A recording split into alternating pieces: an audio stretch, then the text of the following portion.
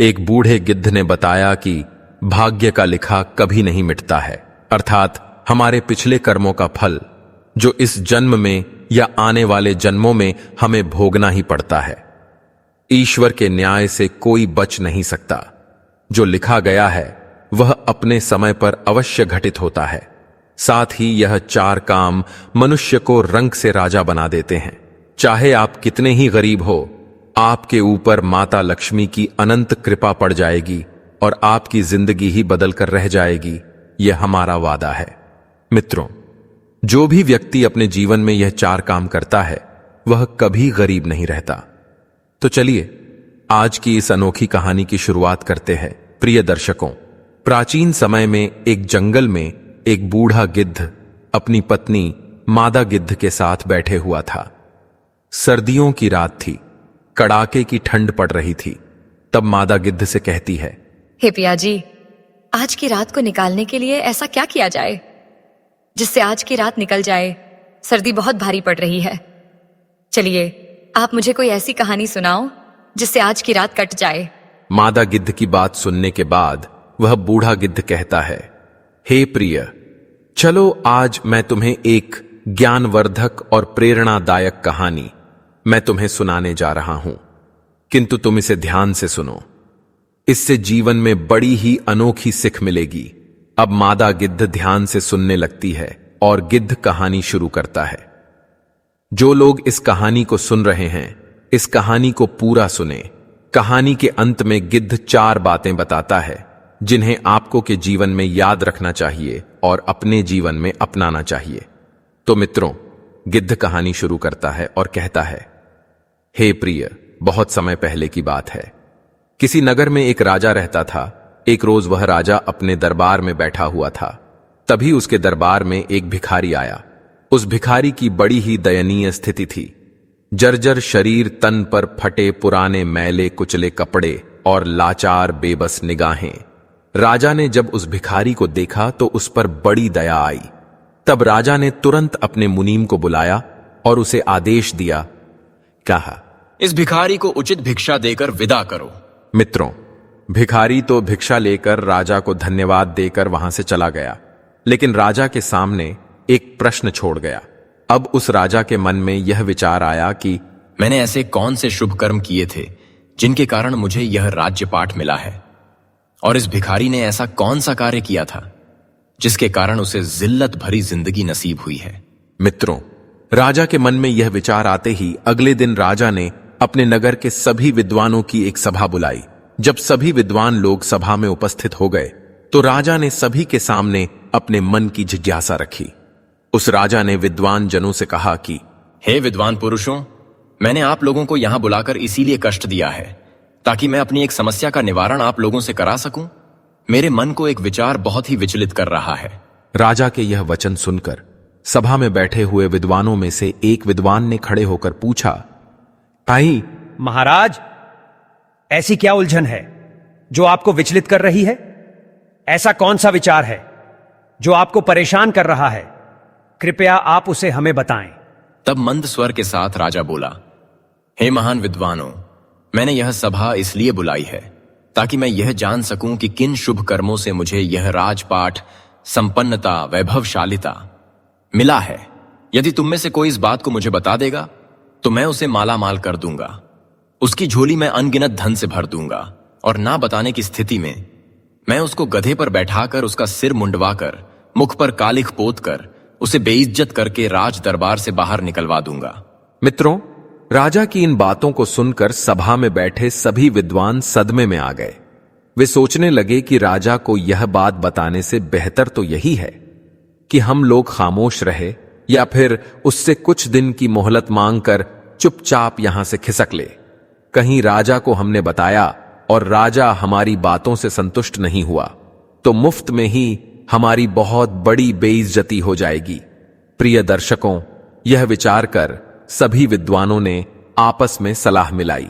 सलाह मिलाकर सभी विद्वानों ने राजा से कहा कि महाराज, हम आपके इस प्रश्न का उत्तर तो दे देंगे कि किस पुण्य कर्म के कारण आपको राजपाठ नसीब हुआ है, लेकिन उसके लिए आपको हमें कुछ दिन की मोहलत देनी होगी। आप हमें 6 माह की मोहलत दे दो।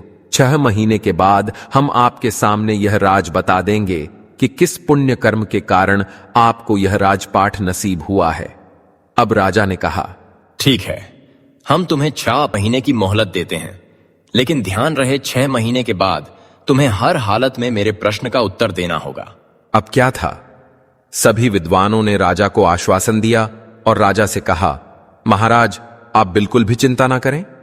6 महीने बाद हम आपकी जिज्ञासा का समाधान कर देंगे। मित्रों, इस प्रकार सभी विद्वान राजा से 6 महीने की मोहलत लेकर राज दरबार से बाहर चले गए। सभी विद्वानों ने राजा से कहने को तो कह दिया, लेकिन इसका उत्तर उन्हें भी मालूम नहीं था। सभी ने बाहर आकर विचार विमर्श किया कि अब इस मुसीबत से कैसे छुटकारा पाया जाए। सभी विद्वान मौन थे। इसका हल किसी को भी मालूम नहीं था।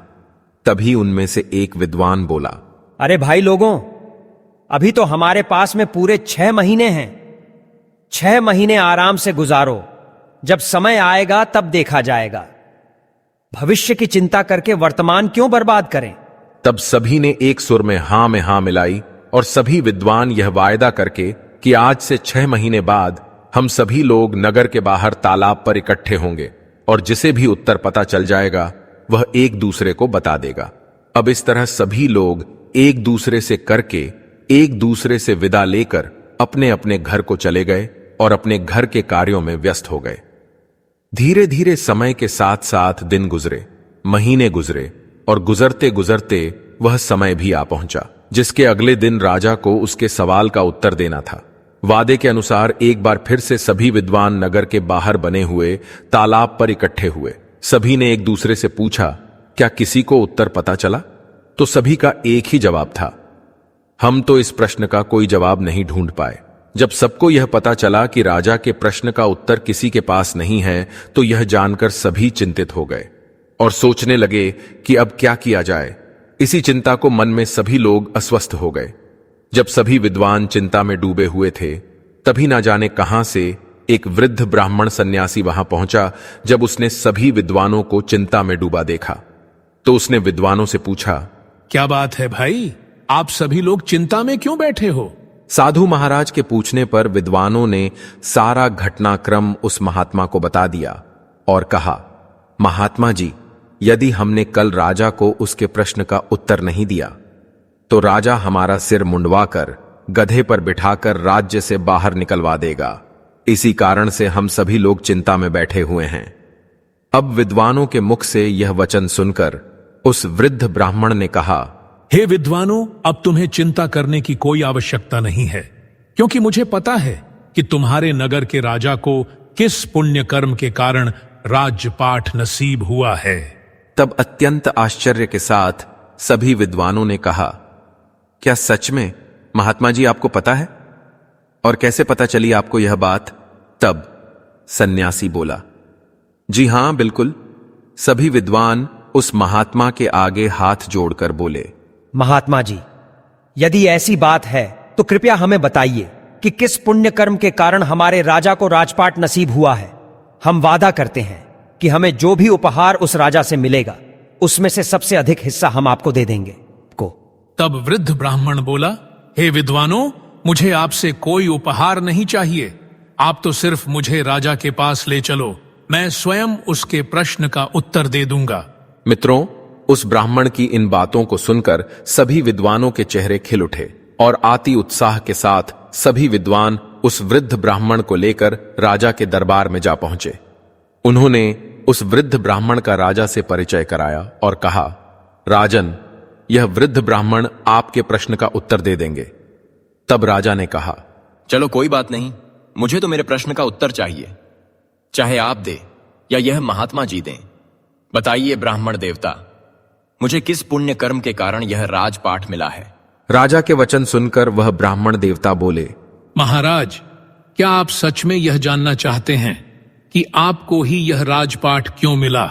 तब उत्सुकता के साथ राजा ने उत्तर दिया, हाँ महात्मा जी, मैं यही जानना चाहता हूं। तब ब्राह्मण देवता बोले, महाराज, इन बेचारे विद्वानों को सताने से कोई लाभ नहीं है। आपके प्रश्न का उत्तर तो केवल एक ही व्यक्ति दे सकता है। तब राजा ने अधिक उत्सुकता से पूछा, कौन बता सकता है? शीघ्रता के साथ इस गुप्त रहस्य को खोल, अब मैं और अधिक विलंब नहीं कर सकता। तब आगे वृद्ध ब्राह्मण बोले, महाराज, यहां से 100 कोस दूर उत्तर दिशा में एक वन में एक महात्मा तपस्या कर रहे हैं। वे केवल राख खाते हैं तथा राख के अतिरिक्त कुछ भी नहीं ग्रहण करते और राख का ही मल त्याग करते हैं। वे महान साधु दूरदृष्टा हैं, केवल वही आपके प्रश्न का उत्तर दे सकते हैं।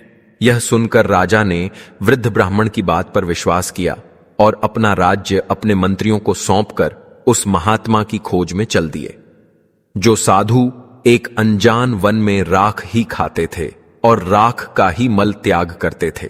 कई दिनों के सफर के बाद राजा अंततः उस वन में पहुंचे जहां वह महात्मा तपस्या कर रहे थे। तब राजा ने हाथ जोड़कर महात्मा जी की एक परिक्रमा की और महात्मा जी के सामने हाथ जोड़कर खड़े हो गए। फिर 2 घंटे बाद महात्मा की समाधि टूटी। जब उन्होंने राजा को अपने सामने हाथ जोड़े खड़ा पाया तो महात्मा ने पूछा, हे युवक, तुम कौन हो? देखने में तो तुम राजा जैसे लगते हो, फिर तुम इस निर्जन वन में क्या कर रहे हो? तब राजा ने महात्मा को अपना परिचय दिया और वहां आने का कारण बताया। इस पर महात्मा ने कहा, मैं अब भी तुम्हारे प्रश्न का उत्तर देने में असमर्थ हूं, लेकिन यहां से 50 कोस दूर उत्तर दिशा में एक अन्य महात्मा तपस्या कर रहे हैं। वे आग खाकर जीवित रहते हैं और अग्नि ही उनका जीवन है। तुम उनके पास चले जाओ, वे तुम्हारे प्रश्न का उत्तर अवश्य देंगे। महात्मा की इन बातों को सुनकर राजा कुछ पल के लिए निराश अवश्य हुआ, किंतु फिर नए उत्साह के साथ महात्मा द्वारा बताए गए मार्ग पर उस साधु की तलाश में आगे बढ़ चला और शीघ्र ही उसने उस साधु को खोज लिया जो अग्नि में तपस्या कर रहे थे और केवल आग खाकर जीवित रहते थे। वह साधु भी समाधि अवस्था में बैठे तपस्या कर रहे थे। फिर कुछ देर बाद जब महात्मा की समाधि टूटी तो उन्होंने राजा को आदरपूर्वक खड़ा देखा। महात्मा ने राजा से वहां आने का कारण पूछा और राजा ने उन्हें अपनी समस्या बताई। अपने मन वे भेद खोल दिए। मित्रों, अब राजा की बात सुनकर साधु ने कहा, सुनो राजन, यह सत्य है कि मैं बहुत दिनों से तपस्या कर रहा हूं, किंतु अनेक रहस्य ऐसे हैं जिन्हें मैं भी नहीं जानता। तुम्हारा प्रश्न भी कुछ ऐसा ही है। मैं इसका उत्तर देने में असमर्थ हूं। दोस्तों, जब राजा साधु महाराज के इन वचनों को सुनता है तो निराश हो जाता है। राजा महात्मा जी से कहता है, हे प्रभु, तब तो मेरा इतनी दूर आना व्यर्थ ही गया। मैं तो बड़ी ही आशा लेकर आपके पास आया था कि आप मेरी समस्या का अवश्य समाधान कर देंगे थी। जब साधु महाराज राजा को अत्यंत उदास देखते हैं तो कहते हैं, हे राजन, निराश मत हो। मुझे तुम्हारे प्रश्न का उत्तर पता नहीं है, लेकिन मैं उस व्यक्ति को भली भांति जानता हूं जिसके पास तुम्हारे सभी सवालों के उत्तर हैं। राजा ने कहा, ठीक है महाराज, आप उनका ही पता बता दीजिए। इतनी दूर आया हूं तो मैं उनसे भी मिल लेता हूं। तब आगे महात्मा जी बोले, सुनो राजन, यहां से 100 मील आगे चीलगढ़ नाम का एक शहर है। उस शहर में संजय नाम का एक प्रतिष्ठित वैश्य रहता है। उसकी पत्नी इस समय गर्भवती है और अब से 2 दिन बाद उसके घर एक पुत्र का जन्म होगा। फिर महात्मा ने आगे कहा, वैश्य के घर में पुत्र तो जन्म लेगा, लेकिन कुछ ही घंटे जीवित रहने के बाद उसकी मृत्यु हो जाएगी। जब उसकी मृत्यु हो जाएगी तो वैश्य उसे स्मशान की मिट्टी में दफना देगा। जब वह अपने पुत्र को दफनाकर लौट जाए तब तुम उस मृत बच्चे की देह को जमीन से बाहर निकाल लेना और उसी मृत बच्चे के सामने अपना प्रश्न रखना। तुम्हें तुम्हारे प्रश्न का उत्तर अवश्य ही मिल जाएगा। तब राजा ने आश्चर्यता के साधु का धन्यवाद किया और साधु से विदा लेकर राजा आगे को बढ़ गया। अब वह राजा चलते चलते राजा साधु द्वारा बताए हुए शहर चीलगढ़ में पहुंच गया और वैश्य का घर तलाश करके उसके घर के समीप ही एक चबूतरे पर बैठ गया। कुछ ही देर में वैश्य अपने घर से बाहर निकला तो एक अजनबी व्यक्ति को बाहर बैठा हुआ देखकर उस वैश्य ने राजा से पूछा, मित्र, तुम कौन हो तथा तुम और यहां बैठे किसकी प्रतीक्षा कर रहे हो? तब राजा बोला, मुझे प्रतीक्षा है तुम्हारे घर में आने वाले उस नन्हे से मेहमान की, जो शीघ्र ही तुम्हारी पत्नी के गर्भ से जन्म लेने वाला है। वह वैश्य अजनबी के मुख से जब इन बातों को सुनता है तो उसे बड़ा ही आश्चर्य होता है। राजा की इन बातों को सुन सुनकर वैश्य राजा से पूछता है, तुम्हें कैसे पता चला कि मेरी पत्नी गर्भवती है? राजा ने कहा, इसमें आश्चर्य करने की कोई बात नहीं है। मुझे यह बात एक महात्मा ने बताई है और उसने यह भी कहा है कि तुम्हारी पत्नी के गर्भ से जो शिशु जन्म लेगा वह एक सुंदर लड़का होगा। लेकिन यह सुनकर वैश्य बोला, लेकिन क्या भाई तुमने अपनी बात अधूरी क्यों छोड़ दी? बच्चा स्वस्थ तो पैदा होगा ना? तब राजा ने कहा, हां भाई, खूब स्वस्थ पैदा होगा, लेकिन सिर्फ कुछ घंटे ही वह जीवित रह पाएगा। बाद में उसकी मृत्यु हो जाएगी। यही तो विधि का विधान है ये। अब यह अनहोनी सुनकर वैश्य भय भीत स्वर में बोला, अरे भाई, शुभ शुभ बोलो। इस अधेड़ आयु में तो मेरे यहां पुत्र रत्न पैदा होगा, और अगर वह पैदा होने के बाद मर गया तो यह मेरे लिए किसी सदमे से कम नहीं होगा। आगे राजा ने कहा, भाई, जो सत्य है वह तो अब मैंने तुम्हें बता दिया। मित्रों, जब वह वैश्य अजनबी के मुख से इन बातों को सुनता है तो अपने पुत्र को बचाने की खातिर कई वैद्य हकीम को बुला लेता है, लेकिन विधाता की लिखी को कौन मिटा सकता है? होता वही है जो मंजूर नियति को होता है। उस वैश्य ने अपने पुत्र को बचाने का भरसक प्रयास किया, लेकिन उसकी कोई युक्ति काम नहीं आई। महात्मा के बताए अनुसार कुछ ही समय के पश्चात वैश्य की पत्नी के गर्भ से एक पुत्र ने जन्म लिया। खूब खुशियां मनाई गईं, लेकिन 4 घंटे बाद ही बच्चे की सांस उखड़ने लगी। सभी वैद्य हकीम ने बच्चे को बचाने के लिए खूब जतन किए, लेकिन उनका कोई प्रयास सफल नहीं हुआ और वह बच्चा 4 घंटे की आयु में ही जीकर शांत हो गया, यानी उसकी मृत्यु हो गई। जिस घर में कुछ देर पहले तक खुशी की शहनाई बज रही थी, खुशी का माहौल था, वहीं बच्चे के प्राण त्यागने से एकदम से मातम सा छा गया। वैश्य के घर में हाहाकार मच गया। वैश्य ने छाती पर पत्थर रखकर अपना कर्तव्य पूरा किया। उसने अपने बच्चे के शव को कपड़े में लपेटा और स्मशान के लिए चल दिया। तदन्नतर स्मशान पहुंचकर वैश्य ने एक गड्ढा खोदा और उस गड्ढे में अपने कलेजे के टुकड़े को दफन कर दिया। मिट्टी डालने के बाद जब वह वैश्य नम आंखों से अपने घर को लौटने लगता है, वैसे ही ताक में बैठा हुआ राजा उस स्थान पर पहुंचता है, क्योंकि उस महात्मा ने कहा था कि जैसे ही वह वहां से अपने घर को लौटे तो तुम्हें वह बच्चा जमीन से बाहर निकाल लेना है। यदि तुमने थोड़ा भी विलंब किया तो फिर तुम्हारे प्रश्न का उत्तर नहीं मिल पाएगा। इसलिए राजा वैश्य के जाते ही उस स्थान पर आता है और गड्ढे की मिट्टी हटाकर बच्चे को बाहर निकाल लेता है। प्रिय दर्शकों, जैसे ही वह राजा बालक को कपड़े से अलग करता है तो उसके आश्चर्य की सीमा नहीं रहती है। होता यह है कर्म और सत्य की शक्ति, जिससे वह बालक फिर जीवित हो उठता है। कर्म और सत्य की शक्ति के कारण नन्हा शिशु बालक फिर से जीवित हो उठता है। क्या हुआ भाई, तुमने मेरी चिट निद्रा में क्यों विघ्न पैदा किया है? बच्चे की इन बातों को सुनकर राजा अपना प्रश्न उस बच्चे को बताता है और कहता है, मैं अपने प्रश्न के उत्तर के लिए तुम्हारे पास आया हूं। एक तुम हो जो मेरी शंका का समाधान कर सकते हो। और फिर सविस्तर राजा ने जब उसको अपनी समस्या बताई तो वह बालक बोला, भाई सुनो, जिस कारण से या जिस कर्म से तुम्हें यह राज्यपाट नसीब हुआ है वह एक लंबी कहानी है। यदि तुम यह जानना ही चाहते हो तो मैं वह कहानी तुम्हें संक्षेप में सुनाता हूं। भाई, इस जन्म में तुम राजा हो। इस जन्म से पहले यानी पूर्व जन्म में तुम मेरे सगे छोटे भाई थे। तब राजा आश्चर्य से बोला, मैं तुम्हारा भाई था? तो बालक बोला, हां, पूर्व जन्म में हम 4 भाई थे। तब हम एक आश्रम में रहकर विद्या अध्ययन किया करते थे। पहले के समय में एक विद्यार्थी का जीवन एक सन्यासी की तरह होता था। ब्रह्मचर्य का पालन करना, भिक्षा मांगकर भोजन करना और भी कई नियम थे जो एक विद्यार्थी को पालन करने होते थे। उन्हीं नियमों का पालन करते हुए हम 4 भाई एक साथ एक आश्रम में विद्या अध्ययन कर रहे थे। हम 4 भाई आश्रम के नजदीक नगर में भिक्षा मांगने जाया करते थे और जो कुछ भी भिक्षा हम 4 भाइयों को प्राप्त होती थी उसे हम 4 भाई मिलजुल कर बांटकर खा लिया करते थे। इस तरह से हम 4 भाई आश्रम में रहकर विद्या अध्ययन कर रहे थे और यह क्रम कई वर्षों तक ऐसे ही चलता रहा। किंतु एक दिन हम लोगों से एक बहुत बड़ी गलती हो गई। तब राजा ने उत्सुकतावश पूछा, भाई गलती क्या थी? बालक बोला, राजन बीच में मत बोलो, बस तुम मेरी बातों को सुनते रहो, क्योंकि मेरे पास बहुत ही कम समय बचा हुआ है। यदि वह निकल गया तो तुम्हारा उत्तर भी अधूरा रह जाएगा। राजा बालक की जब इन बातों को सुनता है तो एकदम से चुप हो जाता है। बच्चा आगे कहानी बताते हुए कहता है, हे राजन, एक दिन रोज की तरह हम चारों भाई भिक्षा मांगने के लिए निकले। कई घरों पर जाकर हमने भिक्षा के लिए आवाज लगाई, लेकिन किसी भी दरवाजे से हमें अन्न का एक दाना नसीब नहीं हुआ। उस दिन हम चारों भाई खाली हाथ ही आश्रम लौट आए, क्योंकि हम चारों भाइयों में से किसी को भी भिक्षा नहीं मिली थी।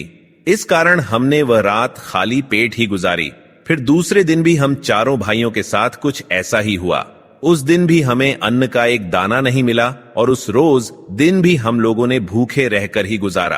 किसी भी गृहस्थ ने हमें भिक्षा नहीं दी, उल्टा हमें यह कहकर दुत्कारा दिया कि इतने हट्ट-कट्टे होकर भी भिक्षा मांगते हो, तुम्हें भिक्षा मांगते हुए शर्म नहीं आती? उस गृहस्थ के अपमान भरे शब्द सुनकर हम तीनों भाइयों के सिर शर्म से नीचे झुक गए। लज्जा के मारे हम तीनों भाई उस दिन से भिक्षा मांगने भी नहीं गए। लेकिन तुझे यह बात स्वीकार नहीं थी। तुमने कहा कि एक ब्रह्मचारी को लज्जा कैसी?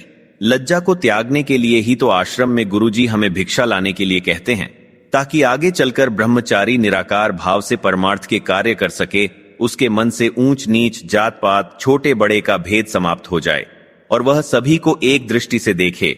उसके लिए ना कोई छोटा हो ना कोई बड़ा, सभी मानव एक समान हैं।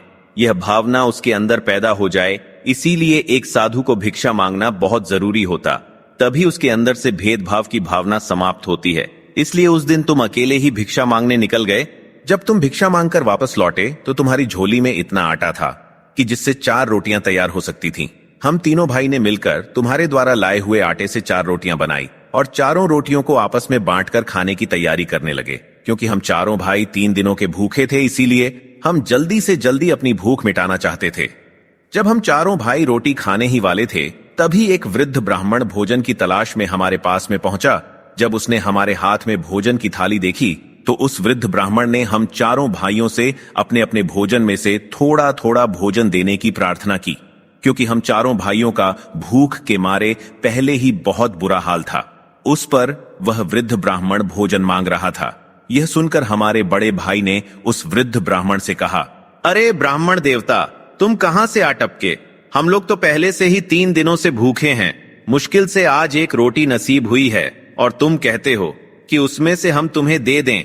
यदि हमने तुम्हें अपनी रोटी दे दी तो हम क्या राख खाएंगे? और यह कहकर हमारे बड़े भाई ने अपनी रोटी खा ली और वह वृद्ध ब्राह्मण देखता ही रह गया। इसके बाद उस वृद्ध ब्राह्मण ने हमारे दूसरे भाई से अपने भोजन में से उसे थोड़ा भोजन देने का आग्रह किया।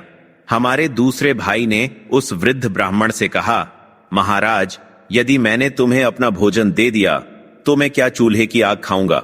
और यह कहकर उसने भी अपनी रोटी खा ली। जब हमारे दोनों भाइयों से उसे निराशा हाथ लगी तो वह वृद्ध ब्राह्मण मेरे पास में आया। मैंने भी अपने दोनों भाइयों की तरह उसे उल्टा सा जवाब दे दिया, हे ब्राह्मण देवता, यह हमने अपने भोजन में से तुम्हें भोजन दे दिया तो मैं मरूंगा या जीऊंगा किसे पता? और यह कहकर मैंने भी अपनी रोटी खा ली। जब हम तीनों भाइयों से उस वृद्ध ब्राह्मण को निराशा हाथ लगी तो आखिर में वह वृद्ध ब्राह्मण तुम्हारे पास में पहुंचा और इस उम्मीद में तुम्हारी तरफ से निहारने लगा कि शायद तुम अपने भोजन में से कुछ भोजन उसकी सेवा में अर्पित कर दो। हे राजन, जब वह ब्राह्मण तुम्हारे पास में पहुंचा तो तुमने बिना किसी हिचकिचाहट के अपने हिस्से वाली रोटी उस वृद्ध ब्राह्मण को दे दी। साथ ही यह कहते हुए क्षमा भी मांगी कि हे ब्राह्मण देवता, आज तो मेरे पास में एक ही रोटी है, आप इस एक रोटी को खाकर अपनी भूख मिटाएं। आप फिर किसी दिन हमारे यहाँ पर आते हैं तो जरूर मैं आपका संपूर्ण रूप से अतिथि सत्कार करूंगा। सो हे राजन, तब से हम सब भाई अपने अपने पूर्व जन्म में किए कर्मों का फल भोग रहे हैं। यह कहकर बालक ने कुछ क्षण के लिए रुककर फिर आगे बोला, हे राजन, जिस वृद्ध ब्राह्मण ने तुम्हें पहले साधु के पास जाकर उससे अपने प्रश्न का उत्तर खोजने के लिए कहा था, दरअसल मैं वही ब्राह्मण हूँ जो हमारे पूर्व जन्म में भोजन मांगने के लिए हमारे पास में आया था। और वह पहला साधु जो सिर्फ राख खाता है और राख का ही मल त्याग है, उस काल का हमारा बड़ा भाई है। उसने ब्राह्मण से यह कहा था कि तुम्हें रोटी दे दूंगा, तो मैं क्या राख खाऊंगा। अतः ब्राह्मण के हिसाब से ही वे राख खाकर ही जीवित हैं।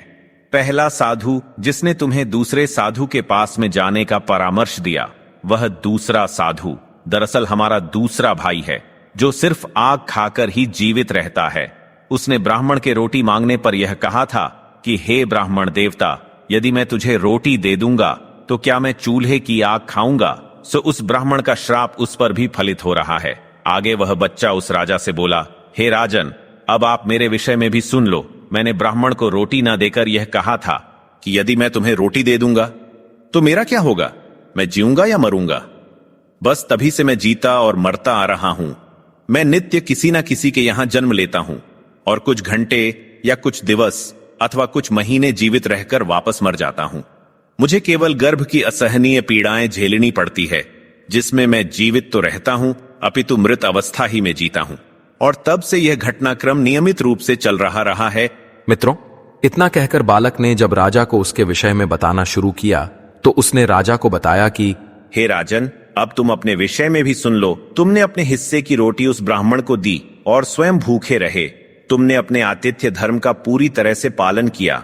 अतः उन्हीं शुभ कर्मों के कारण इस जन्म में तुम्हें राजा बनने का अवसर मिला है, क्योंकि परमात्मा उन्हीं लोगों को राजपाट देता है या धनवान बनाता है जो खुद की ना सोचकर दूसरों की परवाह करते हैं, जो दूसरों के बुरे वक्त में उनकी सहायता करते हैं, जो अपने मुंह का निवाला भी दूसरों की सेवा में समर्पित कर देते हैं। ऐसे लोगों को परमात्मा इस मंशा से अमीर बनाता है कि यह लोग अमीर होकर दूसरों के सुख दुख में उनका साथ निभाएंगे, लेकिन अधिकतर लोग धनवान होकर अपना ही सोच सोते हैं। वे यह भूल जाते हैं कि यह संपन्नता, वैभवशालिता हमें हमारे पिछले जन्म के पुण्य फलों के कारण प्राप्त हुई है और परमात्मा ने हमें दूसरों की सहायता के लिए धनवान बनाया है। यदि हम पुण्य कर्म करेंगे, लोगों की सहायता करेंगे, तो इस जन्म में तो हमें परमात्मा ने अमीर बनाया है, अगला जन्म भी हमारा वैभवशालिता में ही बीतेगा। इसलिए राजन, तुम्हारे लिए अच्छा यही होगा कि तुम अपनी प्रजा, गरीब, असहाय लोगों और जरूरतमंद लोगों की भरपूर मदद करो, परोपकार के कार्य करो, ताकि तुम्हारा आगामी जीवन भी सुखमय बन सके। मित्रों, इतना कहकर बालक एकदम से चुप हो गया। उसकी आंखें बंद हो गईं, उसकी गर्दन एक ओर उड़क गई। अब राजा समझ गया कि यह बच्चा सिर्फ इतनी देर के लिए ही जीवित था। अतः राजा ने बड़ी सावधानी के साथ उस बालक को कपड़े में लपेटा और बड़े ही सम्मान के साथ उस बच्चे को जमीन में दबा दिया। और जमीन में दबा देने के बाद राजा अपने नगर को लौट गया, क्योंकि अब राजा को भी यह पता चल चुका था कि उसे इस कारण से यह राजपाठ नसीब हुआ है। तो दोस्तों, आशा है इस कहानी से आपको भी पता चल गया होगा कि किस कर्म के कारण मनुष्य राजा बन जाता है और किस कर्म के कारण मनुष्य को जिल्लत भरा जीवन भुगतना पड़ता है। यदि आप भी अपना कल अच्छा चाहते हैं तो कृपया गरीब असहाय लोगों की मदद करें, जरूरतमंद लोगों की सहायता करें, माता पिता का आदर करें और ईश्वर का भजन करें, क्योंकि हमारा कल का किया हुआ कर्म ही भविष्य में हमारा भाग्य बन जाता है। जो अच्छा कर्म करते हैं वह सुख पाते हैं और जो बुरा कर्म करते हैं वह दुख पाते हैं। तो दोस्तों, हम उम्मीद करते हैं कि आपको हमारी आज की यह कहानी जरूर पसंद आई होगी। तो कमेंट में सच्ची श्रद्धा से हर हर महादेव लिखो। तो दोस्तों, वीडियो को लाइक करें और हमारे चैनल को सब्सक्राइब करके बेल आइकॉन को भी क्लिक कर लें। आप सभी का धन्यवाद।